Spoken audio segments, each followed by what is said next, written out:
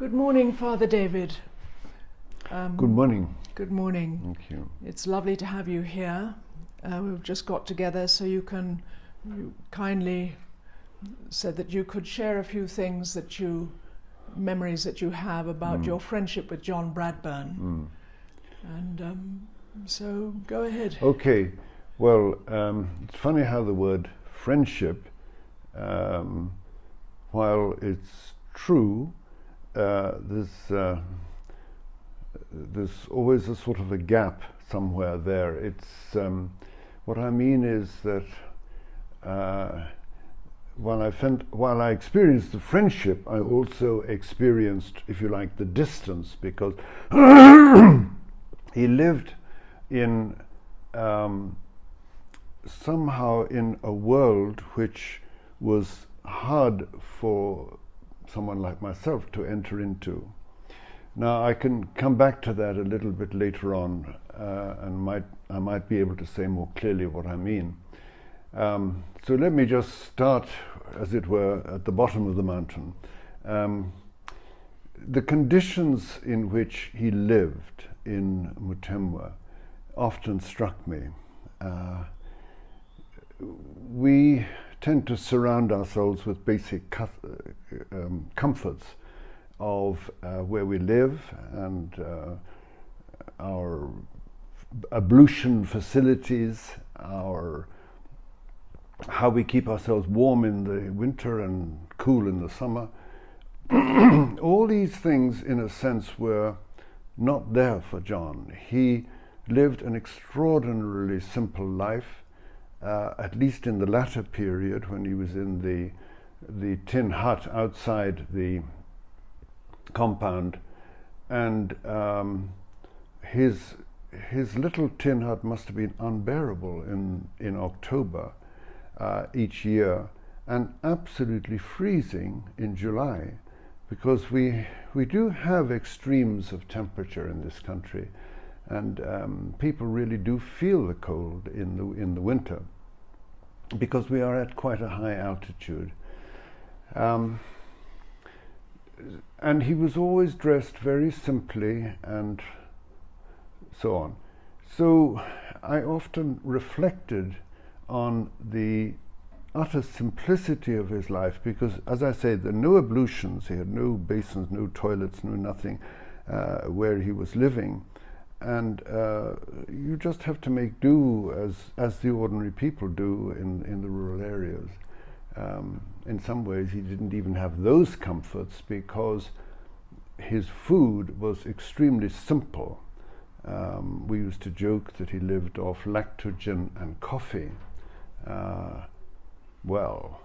Maybe lactogen is very nutritious, but living off it permanently.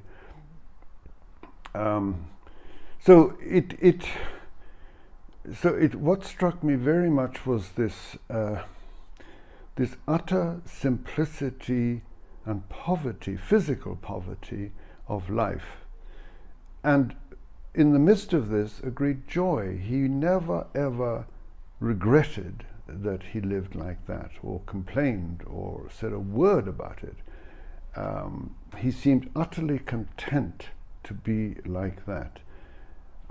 At the same time, he was delighted when, for example, Luisa Guidotti would come from All Souls with a wonderful lasagna and a bottle of wine. He would tuck in and enjoy those things. So, and I think Luisa realized that if he got one good meal a week, as it were, he could survive on lactogen. I don't know what she thought, but at any rate, she did her best to make sure he got some kind of proper nourishment.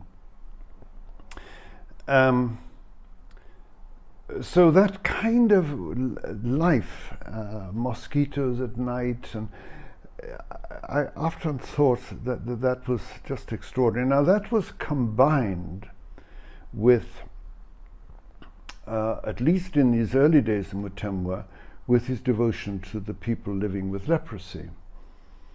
And this involved going around the various huts where they lived, and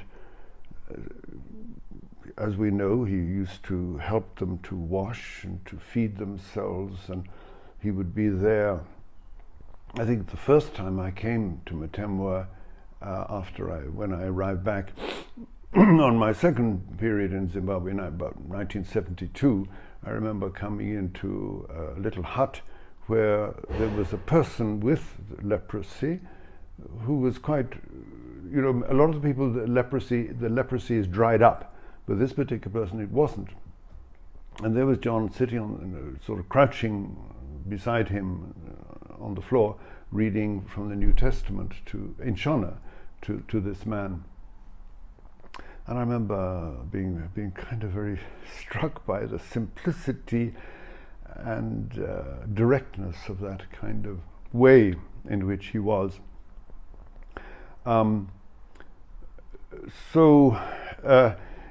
I think that, and I really agree with what Heather says. Heather Benoy said something very significant, which always struck me, that in a way, up till 1969, I've said this before, even on thing, up to 1969, although John was living from 1947 when he tried his vocation in the monastery in Buckfast, from 1947 to 1969, 22 years, he lived a